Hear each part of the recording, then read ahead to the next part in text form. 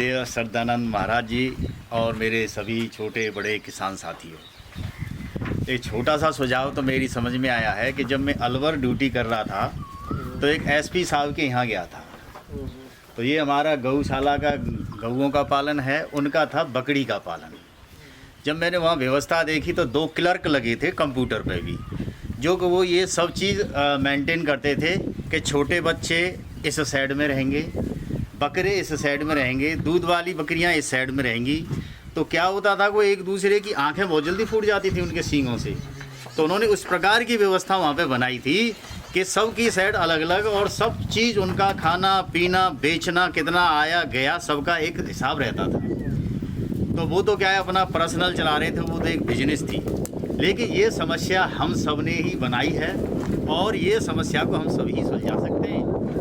सरकार सहयोग इसलिए कर रही है कि वो थोड़ी सी क्या है कि सनातनी सरकार कही जाती है, तो इसलिए सहयोग कर रही है। नहीं, एक सरकार तो ऐसी तैयार बैठी है कि बहुत से हमारे ही भाई अपने सनातनी ये बोलते हैं कि भाई एक बार आ जाए उसकी सरकार तो सारे बूचड़ खाने खुल जाएंगे, ये समस्या का समाधान हो जाएगा। लेकिन ये समस्या का समाधान नहीं है। समस्या का समाधान यही है कि जैसे सबसे पहले बाउंड्री वाल हो, बिजारों की सेट अलग हो, गायों का सेट अलग हो और बछड़ाओं का शेड अलग हो, तो ये सुरक्षित रहेंगे।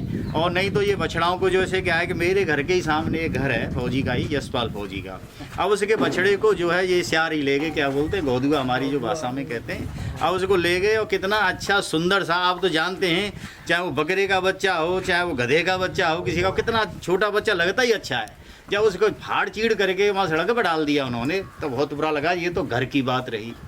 अब यहाँ पे रात बिरात में तो कोई सोता नहीं है, तो इसके लिए ऐसे हमें ठोस कदम उठाने चाहिए जिससे क्या है कि ये शेडों की व्यवस्था बढ़े। दूसरा जो चारे की समस्या है, ये तो मेन समस्या है, क्योंकि इंसानों के तो इसे महंगाई में पेट भर नहीं रहे और पशु जो हमारे ऐसे आवारा घूम रहे हैं इनके भरना बहुत मुश्किल होता है।